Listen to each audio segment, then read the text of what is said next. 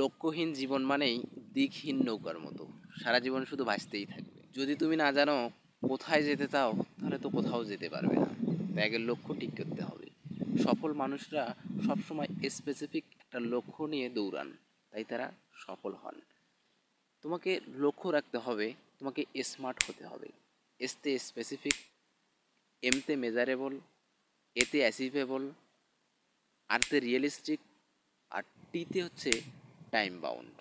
তাই স্মার্ট শব্দটা তুমি যদি ভাঙো, তাহলে কিন্তু পাঁচটা জিনিস পাবা।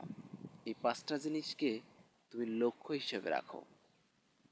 তবে যেমন তুমি একদিন ইংলিশ শিখবে, ইংলিশে কথা বলবে। আসলে ইংলিশ কিন্তু একদিনে শেখা না যায় না। কোনো ভাষাকে শিখতে গেলে টাইমিংটা মেনটেন করা হচ্ছে সবচাইতে গুরুত্বপূর্ণ জিনিস।